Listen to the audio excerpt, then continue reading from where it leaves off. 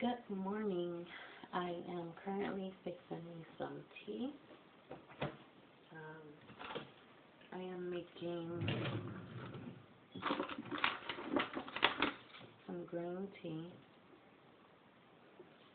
with some of this in it. So I'll put some of my apple cider vinegar, ginger, cayenne maple, or cane maple. Cleanses and detoxifies, helps balance fluids, supports my digestive system, raw and unfiltered with active mother. When I tell y'all this works and it is very strong, it works and it is very strong. I am almost out of it now. Haven't wasted any. So I'm going to go ahead and prepare my tea.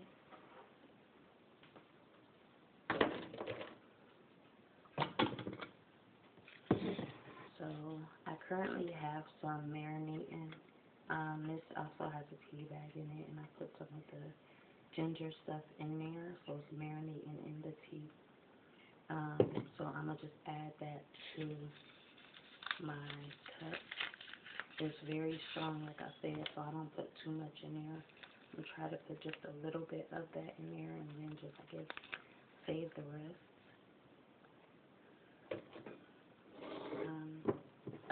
Yeah.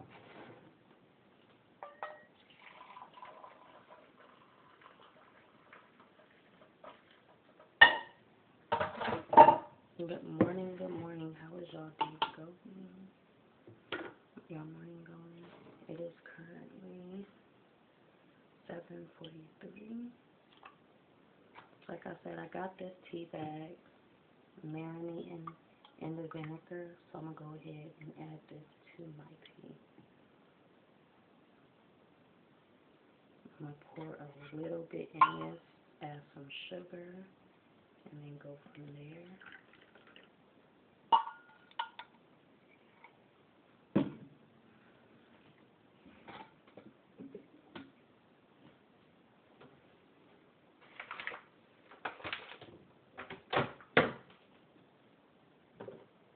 I put my sugar inside here to make it more easier to get to. I don't like having these bags, because these bags be looking up easily. Before you know it, you poke the hole in the bag and sugar just falling up. So, I'm going to get my spoon. Add some sugar in here, because this is about to be sour. Just 1 spoonful of sugar. I was scared putting this in there every time I had some tea. Just for simple fact, it is really, really sour. You know, this stuff, you don't play with this stuff for real. Like, you only gotta have, like, I will only say put like a tablespoon of this inside your tea. I'll be adding too much.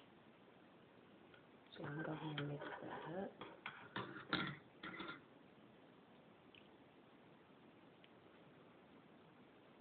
And I'm gonna let that sit for a little bit, and while that's sitting, we're gonna do a little bit of talking. Just a little bit of talking.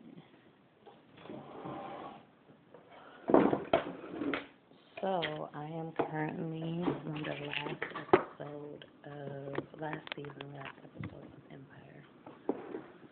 When I first watched this movie, it was with my son's father, and I really didn't pay too much mind to it, but now it's so many lessons in this series, so many lessons, you know. So yeah, and it's real long. That's why, like, it has to be really, really good for me to continue on watching something so long, you know. And it's so many different, you know, angles I can start at, but I think I'm gonna start at the most recent happening. So there was a part where Andre was battling with his brother,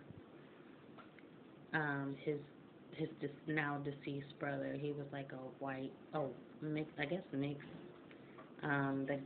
The brother, I guess he didn't have no closure because his mom, like this part was so irritating to me. His mom just kept, chirping at his ear. Lucius is this, Lucius is that. You can't trust him, you can't trust him, and this and that. And I'm like, if anyone ended his life, it was his mother because his mother just would not stop, just chirping. She wouldn't stop that negativity. It's like a bad conscience in real life. Like he doesn't even have room to think for himself. He couldn't think for himself.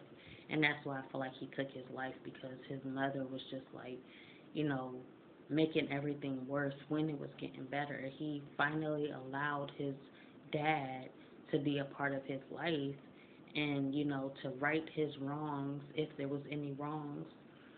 Um, but his mom just kept, chirping at his ear, talking about how, you know, your father is a bad person. He's the one that got me on crack and cocaine and got me on meth and this and that. He's the reason. And every time, like, his dad would make him feel better, he had to go back to his mother, and his mother was, always putting that bad, restoring the bad, the restoring all of that negativity back into him. So then he'd go back to his father talking about, well, mom said this, mom said that, and this is a grown man. He's a grown man, but he still has his mom on one shoulder, and then he's finally allowing his dad to be on his other shoulder. But it's just like, instead of, I don't have room for me, you're telling me this, and then he seems like he's telling the truth, but then you're, clouding my judgment every time I come back to you. Meanwhile, she just got out of coma, so it's like he's been there for his mom the whole time. He was trying to get her better, and he's just visiting her in a hospital and stuff like that. So he don't want to leave his mom just cold turkey. He want to be there for her. So when she finally woke up out of the coma, it's like it got worse because now I have to carry what you're dealing with, on my shoulders, as well as my life and what I'm trying to do with, rebuild, and me rebuilding with my father. So, so like I said, it was just irritating. I'm like, I'm tired of hearing her. There was a few parts where I walked away. I'm just like, I ain't trying to hear that. And I feel like that's what that's where he was at. Like, I ain't trying to hear, but at the same time, it's just like, it's his mom, and that's understandable. So before, as she was in a coma, he was basically plotting out a way to get revenge on the Lions. This is before Lucius knew that that was his son, but I think he already knew that he was his son. Lucius just didn't know. So he was, um, so like I said, he was trying to get revenge for his mom's sake. So, but then when his mom woke up, it just made everything more real. Instead of him going by his gut feeling or what he thought, she became that loud noise in his ear. Having him second guess everything he was doing and stuff like that. The more he got to know his father, the more, warm hearted he became to accepting him as his father. There was a lot of close moments they had together before he took his life. So when he took his life, I really did understand. I'm like, anybody in that position, I would take my own life because what's the purpose of me being here? I can't even think for myself. I can't hear for myself, and it's just like I'm living as that monkey in the middle. I'm living as that person in the middle in between y'all, and I don't, even have a chance to silence everything that y'all saying so that I can actually, go off my own, live my life. So, like I said, it was I was thinking, like, there's plenty of times where he could have just walked away from his mom and what she had to say. Obviously, she's out the coma. Let her, be her. Just take a break from visiting her. That's what I was thinking in the meantime. Like, take a break from visiting her, try to get your mind together and stuff like that. But then it's like he just needed some type of closure, or he needed somewhere to start, with his life, not based on his mom, but he wanted, to form his own perspective of his father, but he was just like so attached to his mom.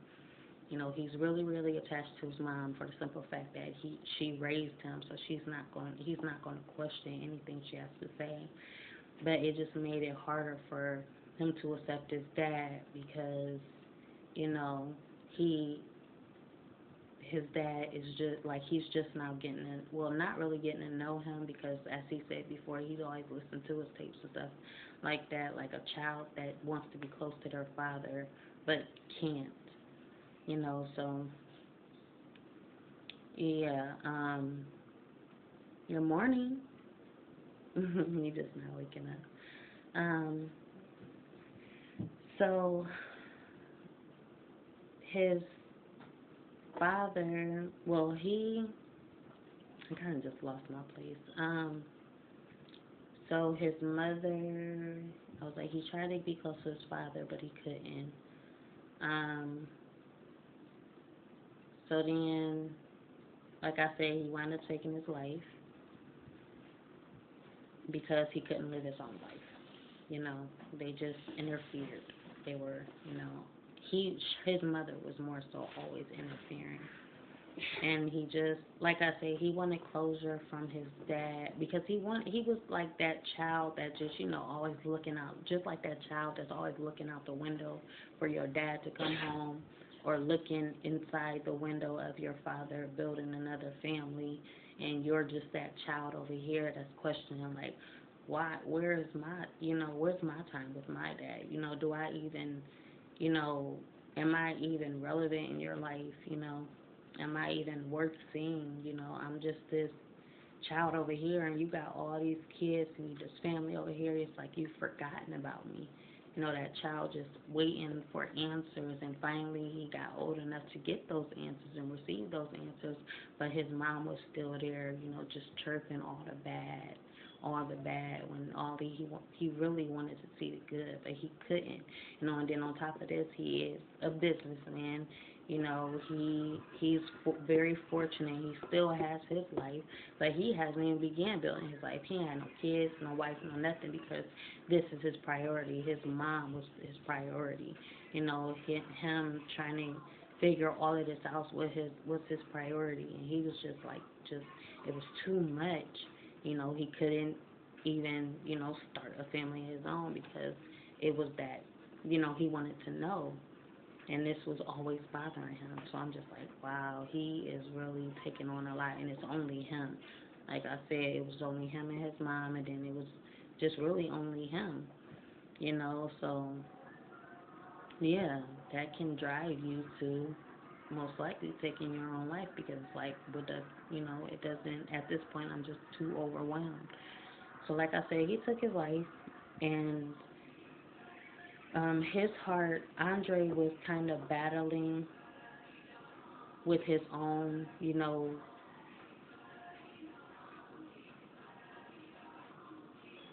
he was battling with his own, like his body and his mental just wasn't there.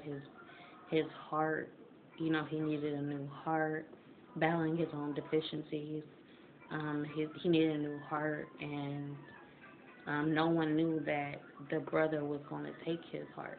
Was going to kill himself, but when he did, that was a compatible heart for Andre to have. So they replaced that heart. They gave Andre his brother's heart when he took his life, and now he's kind of going through this mental breakdown. He's seeing the ghost of his brother all the time. That's ruining his life because he doesn't have the peace and closure that he needs to basically cross over to the light, you know.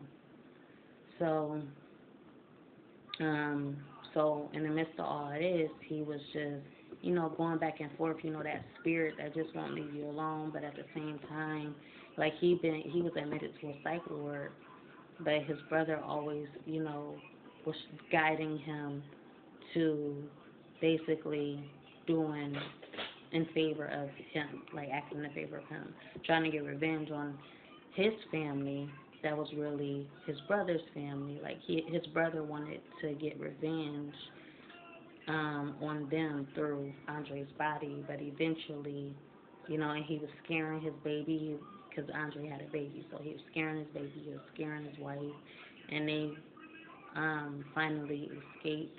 But then Andre came back. Like I said, his brother guided him to breaking out the psych ward, thinking that, this is all, he's not going to, they're not going to get Andre back now. He's trying to take over Andre's life. So once he got out of there, well, his grandma visited though. And I was like, that part right there, it hit me. It hit me. It touched something inside of me because it's just like, when you're in a place where you just want to do what's right, you just want to, you're fighting for your life, but at the same time, you got this bad conscience, this bad spirit that's trying to take over your life, but at the same time, she's telling him to take his meds, and then the spirit is telling him, this is your life.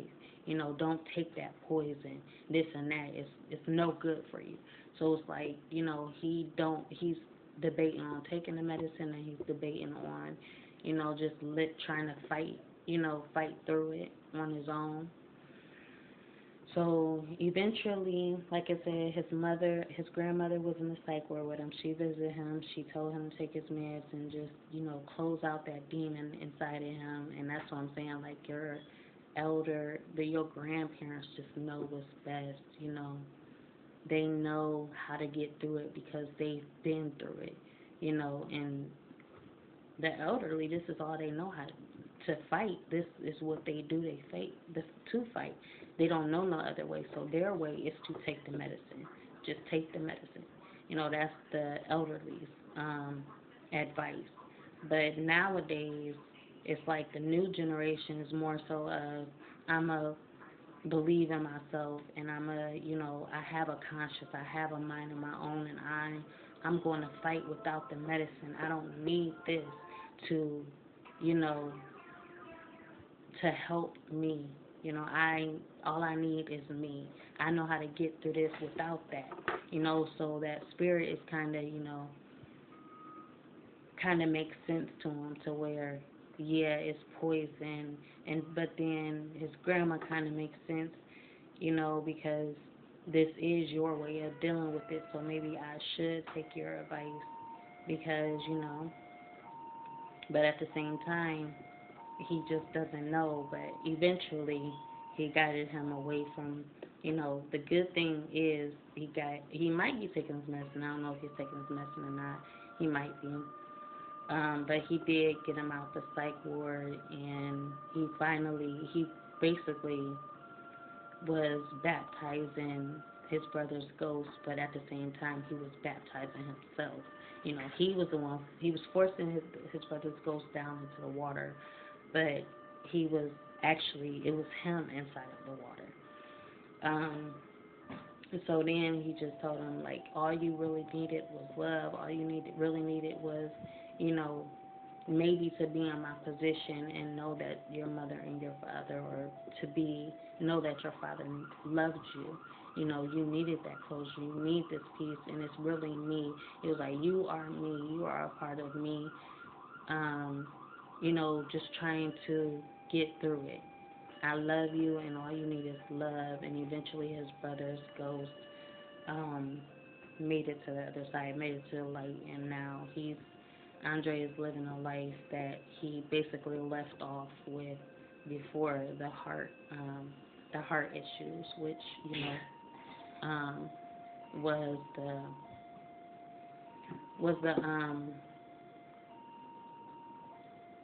a life of Christ, a life of church. Mm. Ooh, that's strong. Ooh, that's strong. Okay, so that was only a tiny bit of, you know, the whole review of that show. But the show is amazing. Like I said, so many different lessons, you know, so much I can go through. But this video will be like almost an hour long if I just continue to talk about it. So yeah,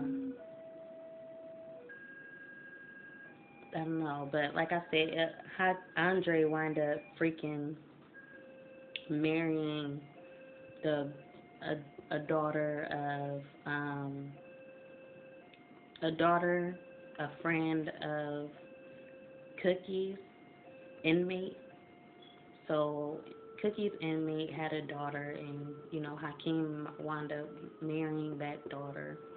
The inmate passed, and this was a favor that Cookie was doing, was for her to see her daughter. So in the midst of that, basically Cookie wound up taking her daughter under her wing, and and Hakeem wound up eventually marrying her. They got drunk.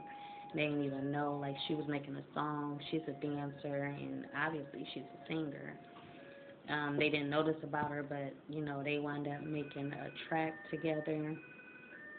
And hitting it off, and in the midst of hitting it off, they got married overnight. They eloped, and you know the girl,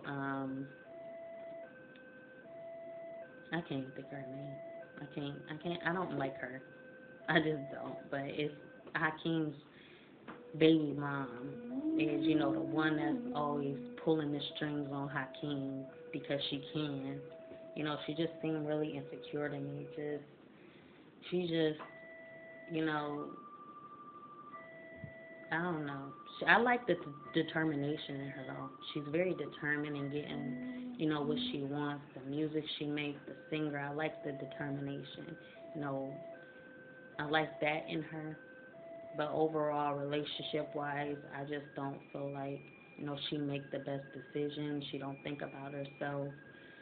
She's just, I feel like she's a puppet. You know, she's always, she plays a puppet, you know, and trying to have things her way, like a spoiled brat. You know, I feel like they really don't need her, honestly. You know, because she's not even that good in my eyes. She's not that good. You know, she just got that determination. She got that, you know, go-getter mentality. But I feel like she's not that good. They could have dropped her just like that. And the whole freaking the whole series, I'm just wondering, like, why is y'all fighting so hard for her? Why is she relevant? You know, why does she mean so much to y'all? You know, besides the fact that she had Hakeem's baby later on, but even earlier on, they just made it seem like she was just a factor. I'm just like, she is, and I don't see what y'all seeing to even have to, you know, keep her around. Maybe she's just, you know, an extra, well, one of them, you know, she was there from the start, so it's just like, maybe they just keep her around because, you know, she's a part of Empire, and she's, you know, that addition.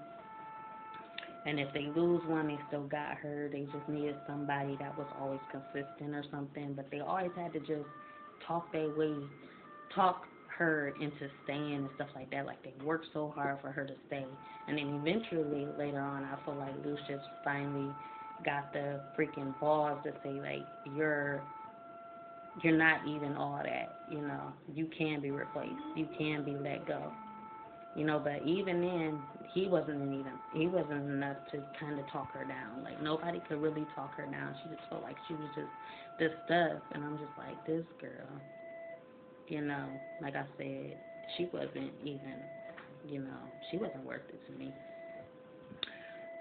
So then, I'm not even about to go down her storyline. But yeah, Hakeem eloped with the girl, and I feel like the girl that he eloped with is kind of, she's smart. You know, I feel like she's working in the favor of like she's just like, you know how you got that good person that's just always finding themselves in the middle of stuff and they don't mean to, but at the same time they can think for themselves to where I can correct the situation. I can be the problem in this situation to kind of make them rethink what they're doing. I feel like she's that part of everybody's, in the midst of everything. So I feel like she knows how to work her hand. She ain't stupid. She ain't nothing. She just knows how to work her hand. And I'm like, So then, they elope and they trying to figure this out. But in the midst, like, the other girl, the baby mom, is kind of, like, mind blown of the fact that he got married. Basically, she's trying to express her feelings at the time that he got married, make it seem like she cares, when honestly she don't. She just cares that she's being replaced. I could see right through her. She just, some people you just see right through. So yeah. As for the other brother, the gay one, I can't believe I just forgot his name. Like, he's the most relevant person. So I don't know where he at in his life. I know he got married to the guy. And the way they proposed to each other was so different because he had a ring, the other guy had a ring.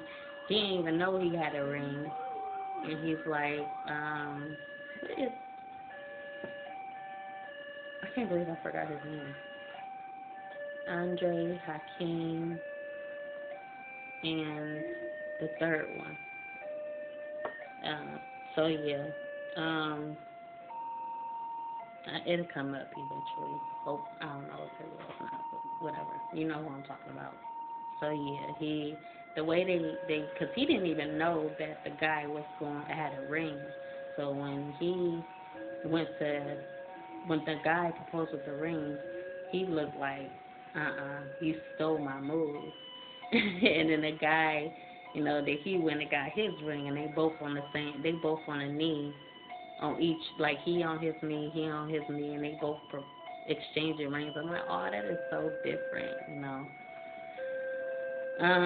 So yeah, everybody know the Lucius and Cookie story. I'm not even about to go through that because they is a mess. But the fact that Lucius found this other person, I feel like she is so sweet. Like, she is a different part. Like, she's a whole different piece in the puzzle. Like, they is a whole puzzle, but then her. Oh, and then there's Lala. Man, that girl was. I feel like they was, when they, Boss Industries, when they got Lala, I feel like it was like an act of, I don't know, I just feel like Becky is more so of a, she thirsty. When it comes to finding singers and stuff, I feel like she's just so thirsty. She'd go after anything, but I guess she's seen potential in Lala that nobody's seen. I ain't even see the potential at first, but then at first I'm just like, okay, she's shy and stuff like that. Maybe she do just got a hard time coming out, and that's what Becky's saying. But when I heard her voice, I'm like, she ain't got all that, but it ain't that much potential, obviously. Maybe she was just a mistake, or maybe she was just Becky was thirsty. But she seen something, and then eventually later on, I started seeing what Becky started seeing. Lala was kind of, she didn't have much voice at first, but then her voice enhanced but it's really like they invested so much into her, like they put so much into her, and I'm like, was it worth it? They put so much into her and made her voice better. Because she wasn't performing how she performed. They found her on YouTube. So she wasn't performing how she performed on YouTube. She just wasn't performing. It's like she wasn't that person on YouTube. And then as she got more help from other singers, she just wasn't matching that person on YouTube. Like, was this ever your voice? Because she just wasn't given that. But eventually, she had one song. They put so much into her, and she only had one song. And it's one song, she was blowing up off of that one song. She never even made any more music. It was just that one song, and then eventually she started breaking out of her shell, going all out and, dancing, and it started, she started looking like, she was giving. But, you know, when they figured out that, I guess when Becky figured out that, like, oh, you ain't even really all that, she started kind of pulling them strings. She was the puppet master to Lala. Um, but I feel like they got her that far to where now she started seeing her own potential. So when you start seeing your own potential, you start, kind of, roaring back. But she still didn't have that, courage. She didn't have that much courage because she was, she started off shy. So then, like I said, the spiritual girl, that's what, well, it didn't really catch me. Like, just because somebody sings spiritual, they don't really catch me like that. But it's just her music. Her music, the fact that she wrote her music was icing on the cake. But her voice, now that is a voice that was just wow. That's the type of sound I like. I'm like, wow, like I can see myself listening to her music. I can see myself listening to her voice because her voice was so beautiful. It still is, but like I said, her voice is beautiful.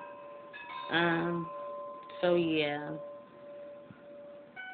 As for the other one, the other girl, she was, I guess she made her way up the bracket to where she feel like she all that. I forget. Well, she was actually an artist too, but I really don't see no relevant talking about her because she all over the place. She was one of the, she was like beside Becky, like one of those assistants that's, in the same light as Becky was. So they all started doing their own thing, but yeah, his name is not coming to my mind. But like I said, the gay son, everybody knows who he is. I don't know why his name is not coming to my mind. Like what?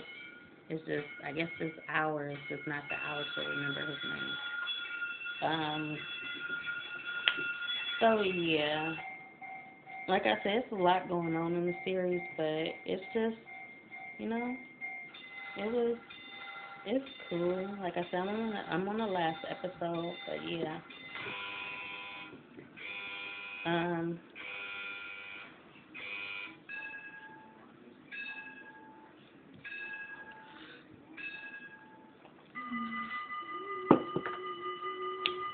mm, this tea is nasty. This tea is nasty. I can't do nothing to make this detox stuff. I tried some stuff. I'm just like, this detox stuff is just its own flavor, It's like something you gotta just hold your nose and chalk down. And this, I need a stronger tea for this one. I need like a sweet tea. That's what I need. I need a sweet tea. Green tea is really, it's not even all that good. Green tea is good. But, yeah, I need a stronger tea. I've never been a fan of green tea. Anyway, I like the herbal teas. I need a sweet tea. Like this one tea that I had, I think it was like, it gave off like a brown, cinnamon type, brown sugar cinnamon type. I forget what it was called, but it was so sweet. It was so good.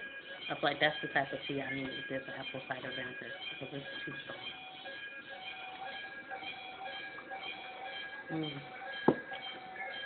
Okay, I don't know what I just tasted. That's sweet. That's what I need. I need my honey. I need my honey. That's what's going to pop this off. That's what I got. That's what I used before. I used green tea. I used honey. I guess I don't really put sugar when I got honey because, honey is the ultimate, sweetener. But yeah, I need some honey. Because that honey is going to chalk up this apple cider's taste. That's what I'm missing. Mm.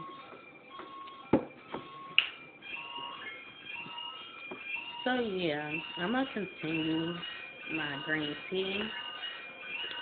Um, And y'all have a good rest of y'all morning. I'm going to try to drink this tea. I'm going to try, but it's nasty to me. I'm going to try.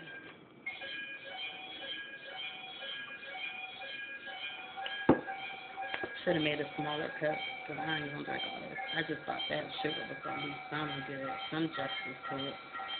So, you know. Good morning to y'all, and see y'all next time.